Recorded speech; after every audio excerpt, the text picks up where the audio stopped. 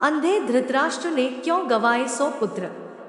धृतराष्ट्र आंख से अंधे हैं, लेकिन आंख के न होने से वासना नहीं मिट जाती, आंख के न होने से कामना नहीं मिट जाती।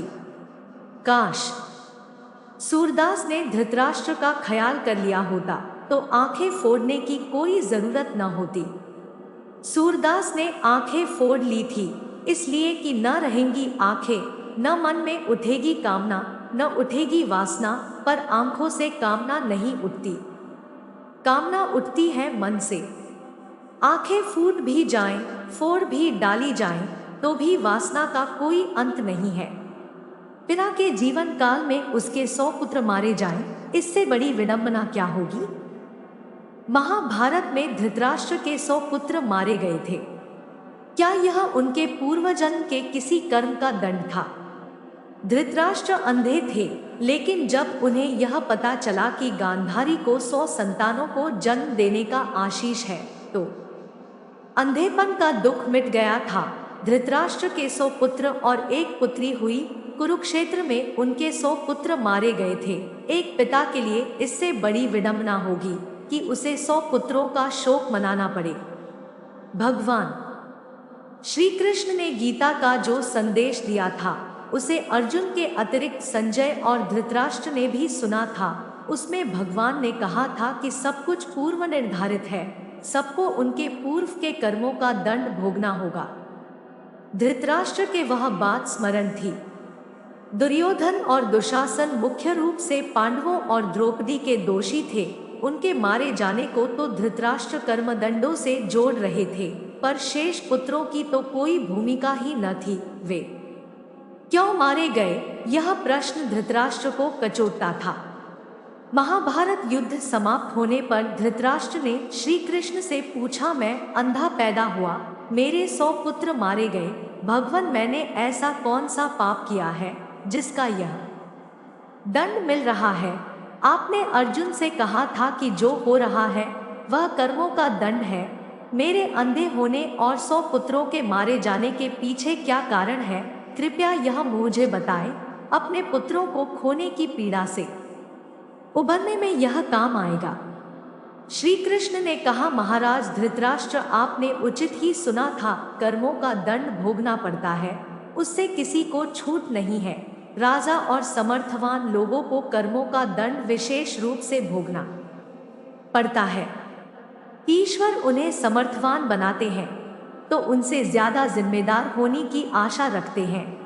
कुछ पाने के लिए कुछ तो देना ही पड़ेगा न महाराज। आप इस जन्म में भी राजा हैं, पूर्व जन्म में भी राजा थे, पर आपने कई पाप कर्म किए। धृतराष्ट्र अधीर हो गए।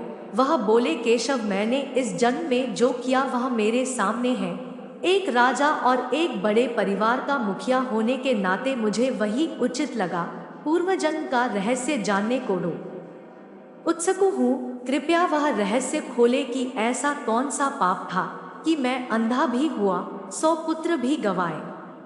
भगवान श्री कृष्ण ने धृतराष्ट्र को पूर्व जन्म की याद दिलानी शुरू की, उन्हें पूर्व जन्म में लेकर गए। भगवान बोले, महाराज धृतराष्ट्र, पिछले जन्म में भी आप एक राजा थे।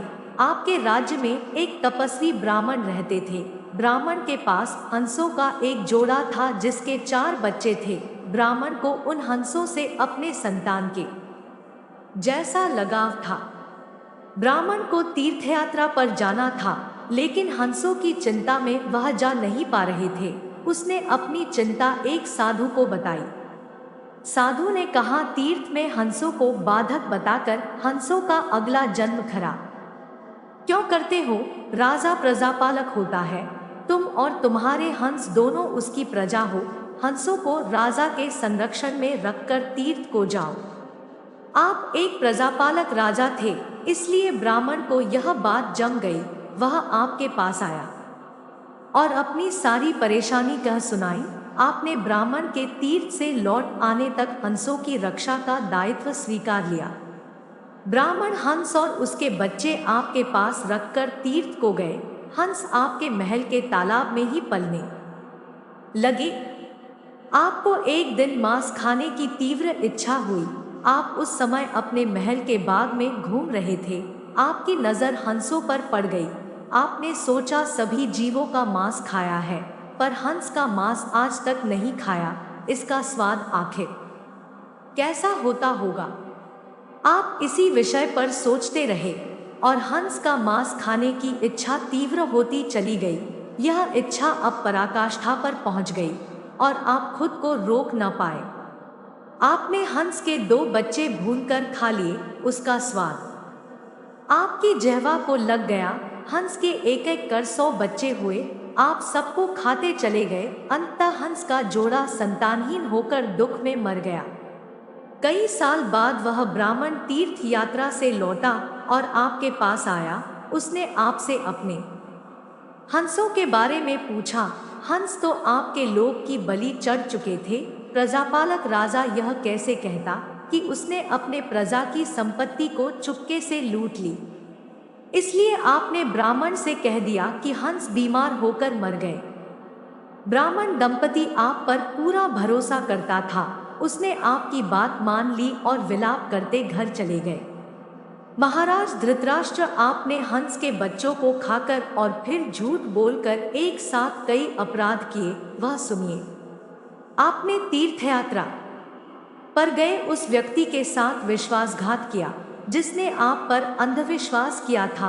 आपने प्रजा की धरोहर में डाका डालकर राजधर्म भी नहीं निभाया। जिह्वा के लालच में पड़कर हंस के 100 बच्चे भूनकर खा गए जो आपके पास आश्रय के लिए आए थे। इस तरह आपने उस असहाय का वध किया जिसे आपने आश्रय दिया था। यह बहुत बड़ा पाप है।